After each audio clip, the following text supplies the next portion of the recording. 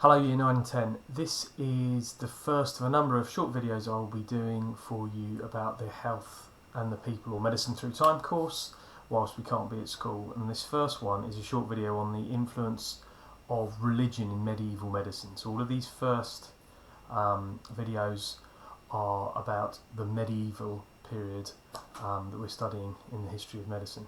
So this first one is about the influence of religion. I'm going to try and think about three things. I'm going to think about what medieval people believed was the cause of illnesses in relation to religion, how religion influenced treatment, and also have a look at how religion influenced the learning about medicine, and finally some thoughts about progress. And we're going to think both about Christianity and about Islam and both of their influence on medicine. Okay, so we'll start with Christianity. Why is it important for us to think about Christianity when we think about the history of medieval medicine? Well, Christianity was fundamentally important to everybody's lives.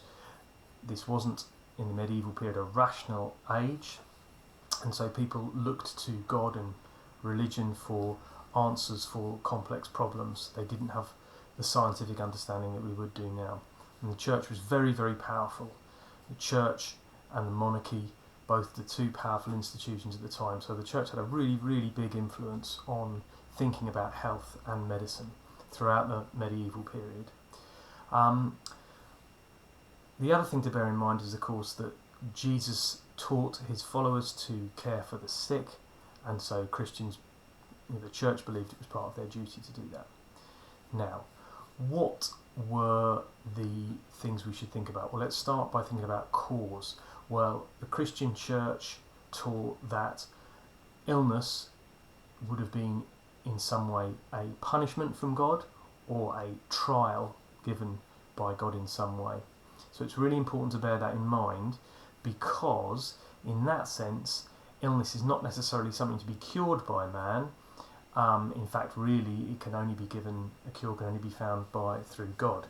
So one of the most important things we want to think about is that when it comes to treatment, is that one of the most important forms of treatment, of course, for the church was prayer, because it was only through gaining forgiveness through prayer that you could be cured for your sickness, if you were to be cured at all.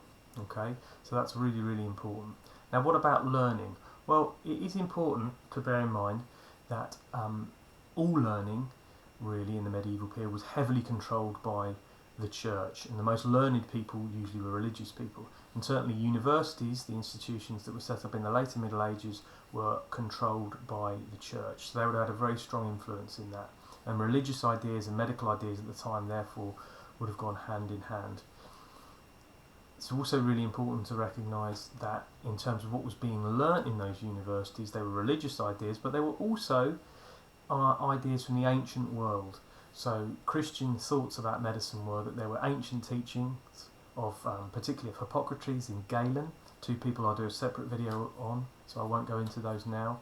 These teachings were really, really important. And when we're thinking about learning in the Christian church, whilst in some ways they valued learning, the really important thing is they said that, these ideas were set in stone, the ideas particularly of Galen and Hippocrates, and they shouldn't be challenged.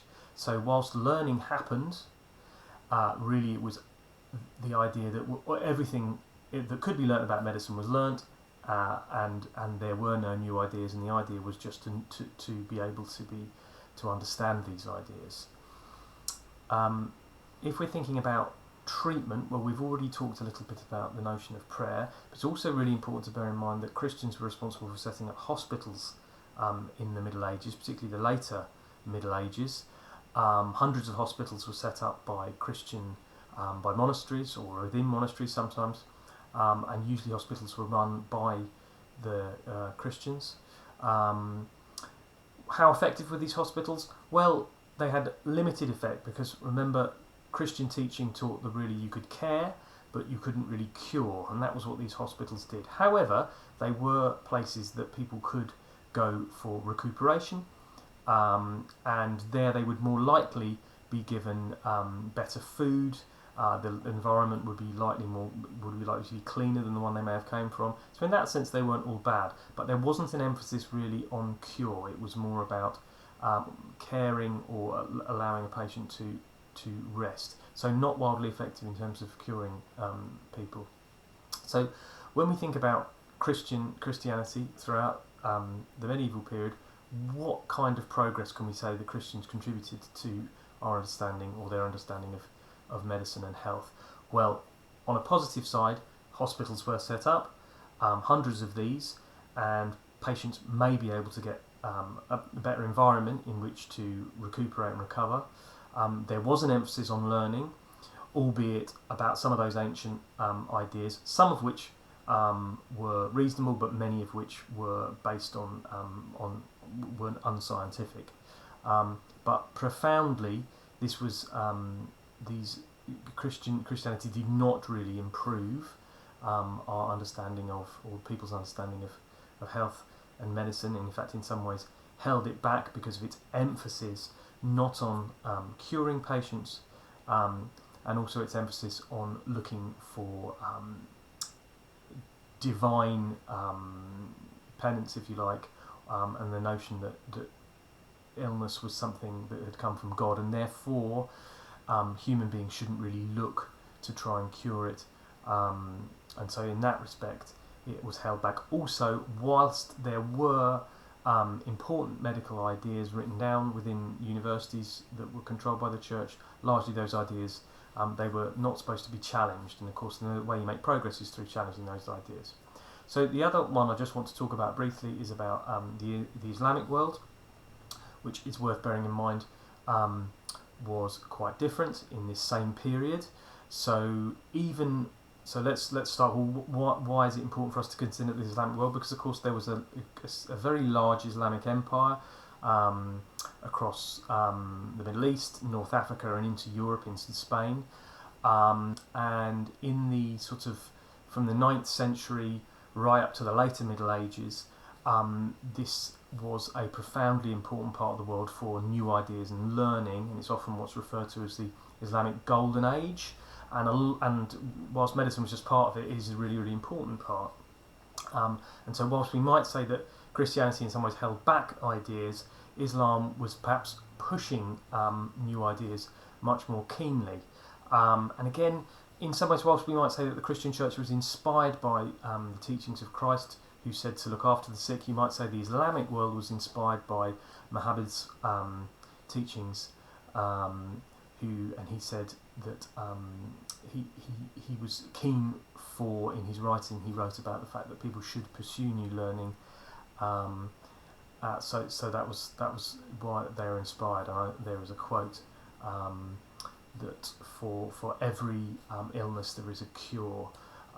That was something that would have inspired Islamic scholars. So, what do we mean by that? Well, what can we say in terms of learning? So, if we talked for the Christian world about the setting up of universities and the writing down of these ancient ideas, well, the idea of learning was profoundly important to the Islamic world, and from the 9th century onwards, there's the Islamic caliphs or rulers set up libraries where to record knowledge and to promote the idea of learning, and the famous House of Wisdom in Baghdad in the 9th century is established, which is the largest library in the world, and many of those books contain important medical knowledge.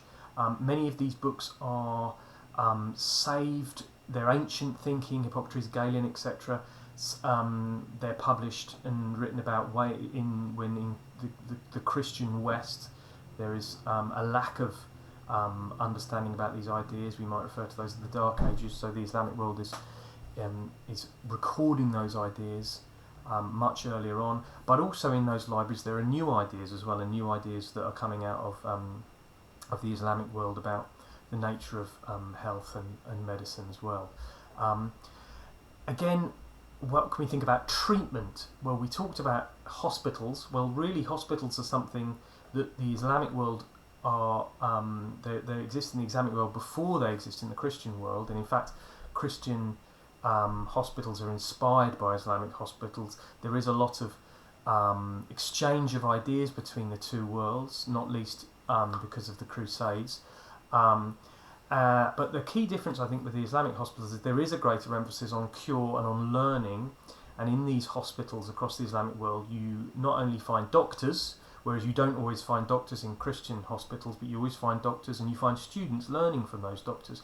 And there is a emphasis or an attempt to cure. Now, we can't say this isn't advanced by today's standards, but the notion of trying to push forward learning is more important there.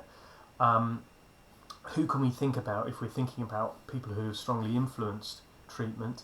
Perhaps two of the most famous are Al-Razi or Razis and Ibn Sina or Avicenna, two important thinkers, Islamic thinkers in the medieval period, both of whom have an important influence.